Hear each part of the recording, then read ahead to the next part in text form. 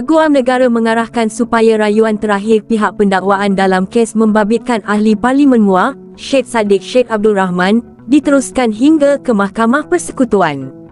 Dalam masa sama, beliau menegaskan bahawa apa juga keputusan yang akan dibuat oleh Mahkamah Tertinggi Negara nanti perlu diterima oleh semua pihak. Arahan itu dikeluarkan oleh Peguam Negara, Tan Sri Muhammad Dusuki Mokhtar, selepas pasukan pendakwaan mendapatkan pandangan dan hala tuju berhubung rayuan berkenaan. Difahamkan, pasukan pendakwaan yang diketuai Timbalan Pendakwa Raya SPRM, Datuk Wan Shaharuddin Wan Ladin, telah merujuk perkara tersebut sebelum keputusan muktamad dibuat. Kes ini melibatkan rayuan akhir terhadap pembebasan Syed Saddiq daripada sabitan serta hukuman penjara 7 tahun, 2 sebatan dan denda 10 juta ringgit yang pernah dijatuhkan sebelum ini. Arahan ini juga memberi isyarat jelas bahawa proses undang-undang akan terus berjalan seperti sepatutnya dan keputusan Mahkamah Persekutuan kelak adalah muktamad serta wajar dihormati. Sehubungan itu, pihak pendakwaan yang bertindak sebagai perayu dalam kes ini memutuskan untuk meneruskan rayuan seperti yang telah difailkan sebelum ini. Pendakwaan mengekalkan kedua-dua hujahan bertulis dan hujahan lisan dengan tujuan mencabar keputusan Mahkamah Rayuan yang sebelum ini melepas dan membebaskan Syed Saddiq. Pendirian tersebut dimaklumkan secara rasmi menerusi satu surat yang dihantar kepada Mahkamah Persekutuan.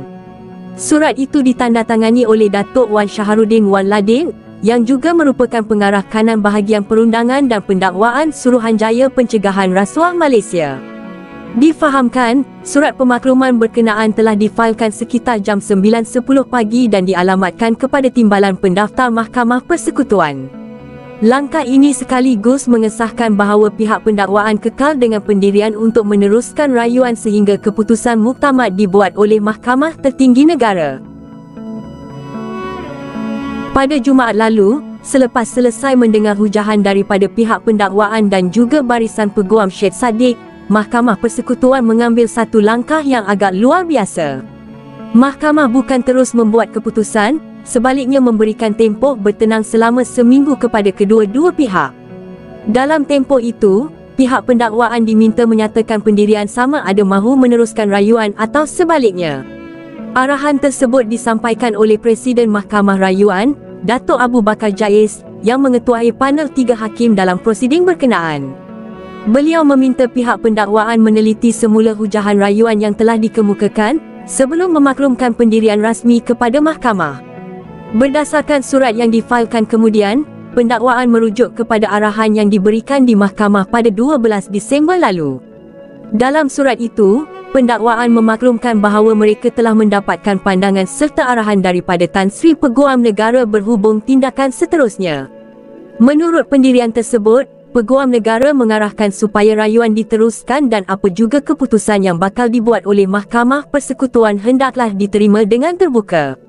Sehubungan itu, pihak pendakwaan menegaskan bahawa mereka kekal dengan hujahan bertulis dan hujahan lisan yang telah dikemukakan sebelum ini.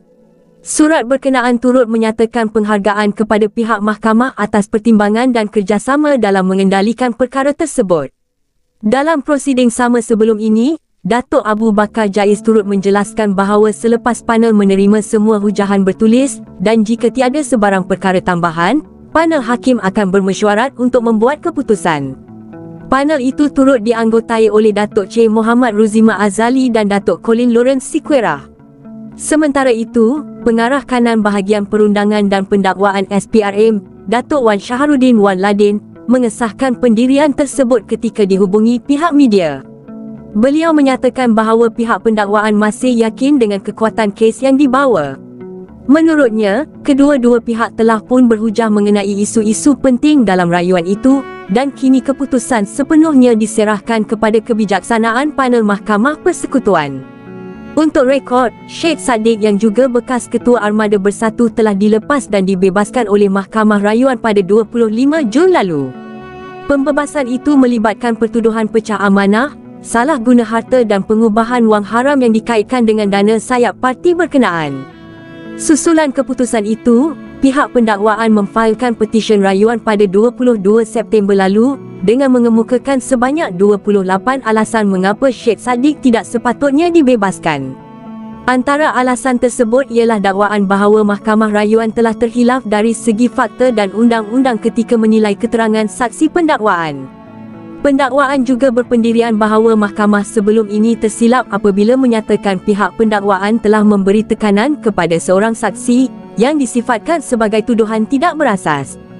Dalam kes ini, Syed Saddiq didakwa bersubahat dengan bekas penolong bendahari armada, Rafiq Hakim Razali, berkaitan dana armada berjumlah RM1 juta.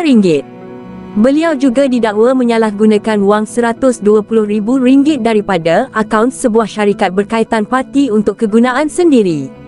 Selain itu, Syed Saddiq turut berdepan dua pertuduhan berkaitan pengubahan wang haram, melibatkan pemindahan wang berjumlah RM50,000 bagi setiap transaksi ke akaun pelaburan miliknya.